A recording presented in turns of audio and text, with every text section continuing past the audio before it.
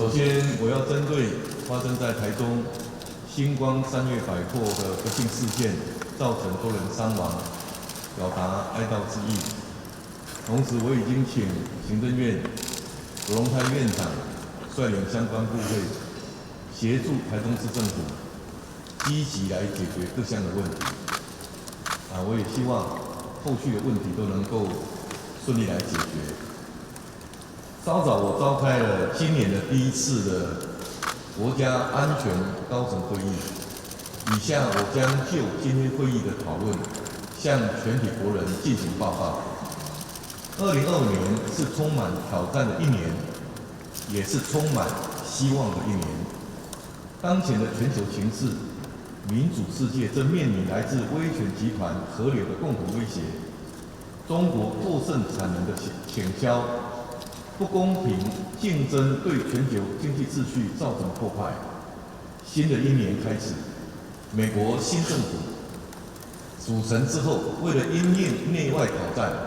采取与过去截然不同的战略与政策作为，包括我国在内，全球每一个国家正同时面临新一阶段的变动与挑战。面对变局，如何确保国家安全，确保台湾在全球供应链上的不可或缺，以及确保国家在挑战中持续进步发展，都是国家今年最重要的课题，也是今天我们召开国安高层会议的原因。今天的会议，我和国安团队以及卓荣泰院长率领的行政团队，综合了当前国内外整体形势，以及团队预为眼里的因应策略，进行了深入的研讨。我们归纳了以下几点，将作为新一阶段推动国家安全与发展的整体策略。首先，在总体国家安全方面，为了确保国民的自由、民主、人权以及国家的进步发展，面对来自威权集团的各种威胁，台湾都必须坚定地守护国家主权，强化自我防卫决心，巩固国防，增强经济韧性，维护经济自主性，并且坚定地与民主国家站在一起，深化与理念相近国家的战略伙伴关系。就如同我过去曾经说过，极权主义愈集结，民主国家就应该更团结。为此，新的一年，我们将优先推动以下3大工作。第一，为展现保护国家的决心，将持续推动国防改革，并落实全社会防卫韧性，优先编列特别预算，让国防预算达到 GDP 3%以上的目标。第二，为防治中国统战、渗透及认知作战对国安的危害，将持续推动国安法治改革，扩大国家安全网建设，以增强社会抵抗力，并促进内部团结。第三，为掌握全球供应链重组及经济秩序重建的机会，将持续推动立足台湾布局全球的经贸战略，强化高科技保护，和友盟国家合力打造全球民主供应链。接下来，在大家所共同关注的美台关系、半导体产业发展以及两岸关系3大面向，我要提出明确的国家策略方案。第一，台美关系。在台美关系上，台湾和美国拥有共同的理念与价值，更是民主自由阵营的坚定伙伴。我们非常感谢川普政府在上任以来对台湾的持续支持，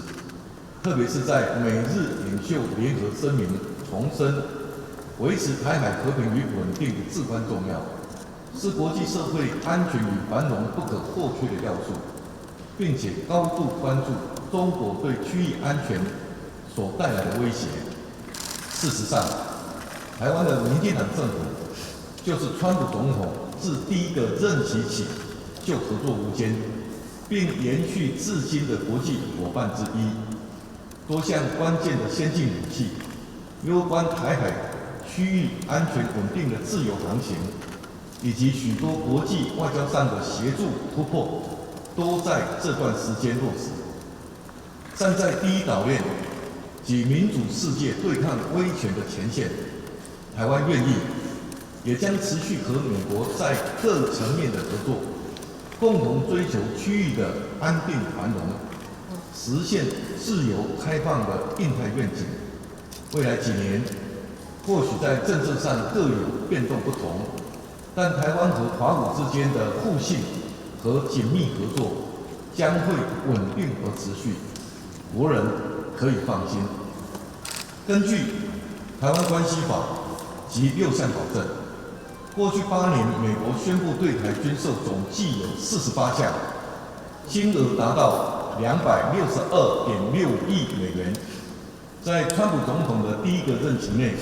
就有22项，金额达到187.63亿美元，对我国防卫能力有重大的帮助。台湾将会在过去8年和美国2任政府紧密合作的基础上，持续展现自我防卫决心，加速强化国防，继续提升台美安全合作的深度和广度，以及各项制度化的合作。双方的经济合作上，台湾一直是美国最可靠的贸易伙伴，也是美商在全球半导体产业最重要的合作伙伴。过去几年，台湾对美国的直接及间接投资更是大幅提升，截至2024年就超过1000亿美元，创造近40万个工作机会。2023年以及2024年，台湾对美国的投资皆占台湾整体对外投资比重40%以上，远超过台湾对中国的投资。其实，2023及2024年，台湾对中国的投资占比分别降至11%以及8%。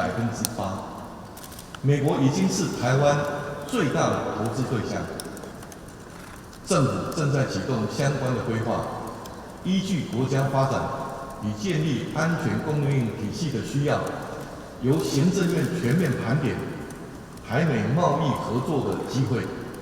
未来将透过双方紧密合作，扩大对美国的投资与采购，促进双边贸易平衡。政府也将强化台湾企业增加对美投资的辅导与鼓励，推进台湾产业的全球布局与壮大。同时，我们也将强化台美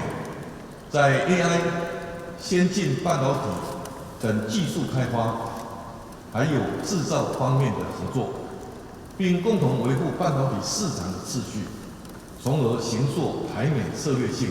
经济合作伙伴关系的新时代。第二，半导体产业发展。在半导体产业方面，我要强调，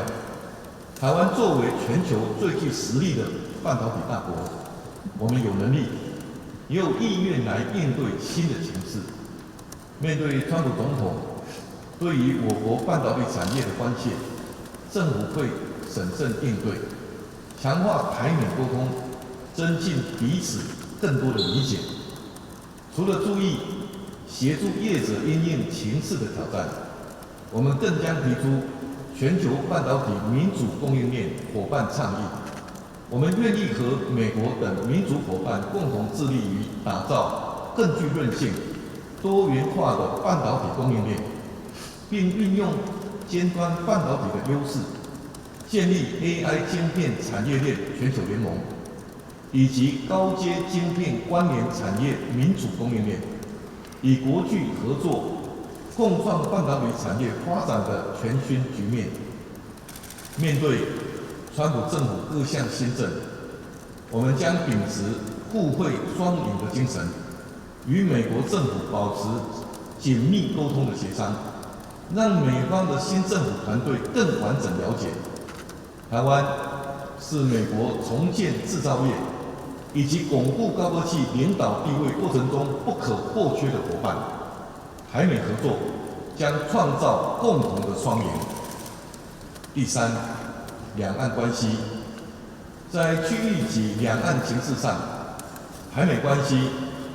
美中关系以及台美中三方的互动，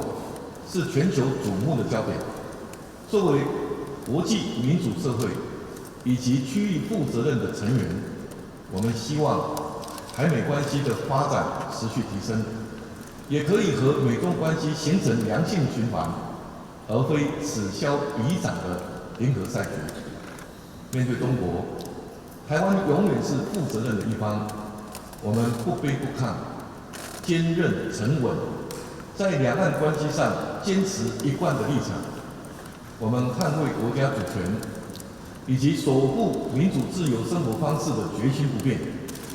我们维护台海和平稳定，愿意和中国共同追求两岸和平共荣的努力不变。我们秉持对等尊严，推动两岸健康有序交流，以对话取代对抗，共同增进两岸人民福祉的承诺不变。以上向国人所报告的事项，我已经责成国安和行政团队，在稳健的战略目标下，确实依据上述所提出的各项政策以及工作方向，尽速展开行动，拿出成果。同时，更要随时紧盯国际形势的变化，掌握机先，具体回应国民的关注与期待。各位国人同胞，过去几年，台湾经历了全球疫情，也面对美中贸易战以及俄乌战事带来的全球政经挑战。然而，台湾之所以屹立不摇，并且经济持续发展，国力持续扩大，在国际的能见度与支持更是前所未有。这是因为台湾的命运从来不是取决于外在环境，而是台湾人不服输的决心和团结，独特的全球局势，正为独一无二的台湾人创造了新的战略机会，带来新的希望。台湾基础稳固，实力坚强，只要大家坚定信念，愿意携手同心，在乱局中站稳脚步，在变局中寻求制胜之道，台湾必定能够再次通过时代考验。我相信，没有什么困难是台湾没有办法克服的。谢谢大家。谢谢总统。